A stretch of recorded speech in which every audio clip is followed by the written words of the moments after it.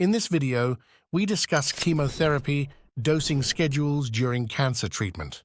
As always, these ideas are discussed in more depth in the book Cancer Self-Defense 101, Quick Tips to Help You Survive. All citations for studies quoted in this video can be found in the book's bibliography at cancerselfdefense101.com. This video is intended as information, not medical advice.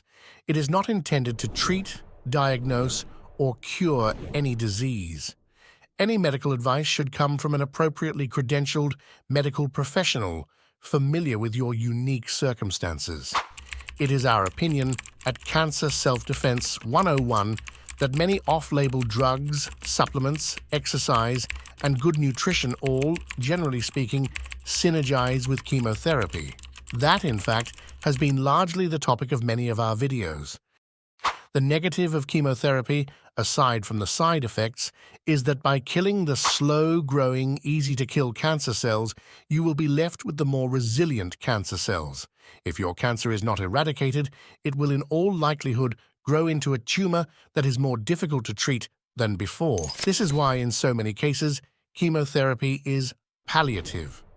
It may improve someone's overall survival time, but is not intended to be curative. An interesting take on chemotherapy is the adaptive therapy model. This approach to chemotherapy views cancer more as a disease to be managed rather than one to be cured. Approximately 90% of treatment failures in people with metastatic cancer are caused by acquired drug resistance. The mechanism of this drug resistance is the upregulation of a membrane pump that effluxes drugs out of the cancer cell.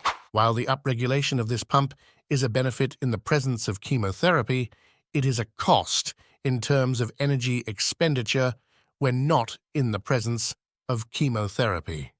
Adaptive therapy attempts to take advantage of this by administering small doses of chemotherapy only when the cancer shows signs of growth, rather than at planned, regular times. This approach has shown the beginnings of success. In a pilot trial with 11 stage 4 castration-resistant prostate cancer patients, all patients received the same hormone-based chemotherapy, 1,000 milligrams of abiraterone by mouth daily, until PSA levels reduced greater than 50% from baseline. At that point, abiraterone therapy was suspended.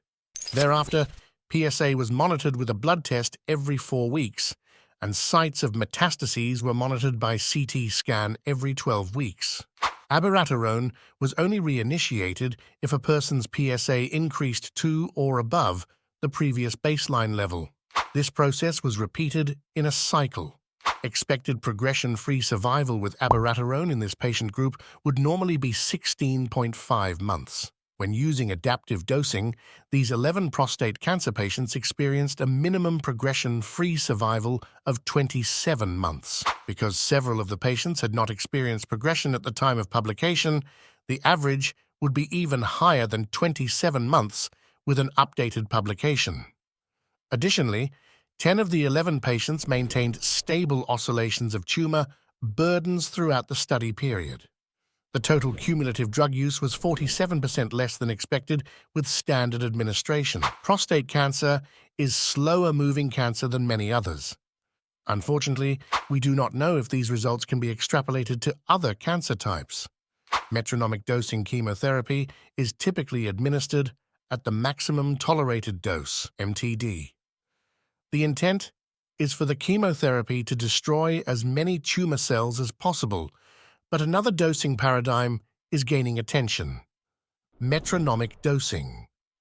Metronomic dosing is essentially delivering lower doses of chemotherapeutic agents more frequently. Due to logistical difficulties of metronomic dosing for intravenous chemotherapies, metronomic dosing is normally only attempted with oral chemotherapies. Metronomic and conventional dosing regimens are rarely tested head-to-head, but when they are metronomic dosing, seems to do well.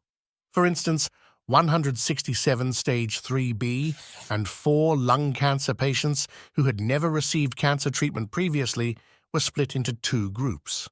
One group received 50 milligrams of oral vinorelbine 3 times a week, and another received anywhere between 100 milligrams and 150 milligrams orally 1 time per week, based on the size of the patient. The median time of progression-free survival without grade 4 toxicities was 4 months in the metronomic group and 2.2 months in the standard dosing group. All outcomes measured favored the metronomic group.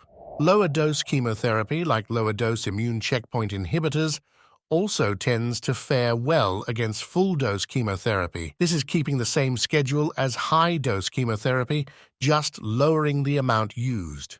One meta-analysis of 6 randomized controlled trials involving over 1,600 people with several different cancer types, including breast, lymphoma, testicular, gastric, and colorectal, found that lower-dose chemo had roughly the same efficacy as MTD chemo with fewer side effects. Of course, this isn't always true.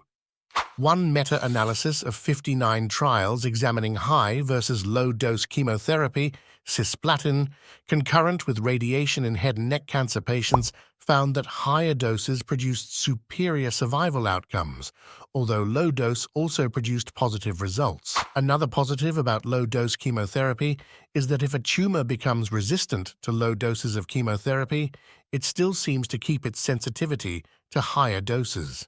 The purpose of this video is not necessarily to advocate for low or metronomic dosing of chemotherapy, but to provide you with fuel for a conversation with your oncologist.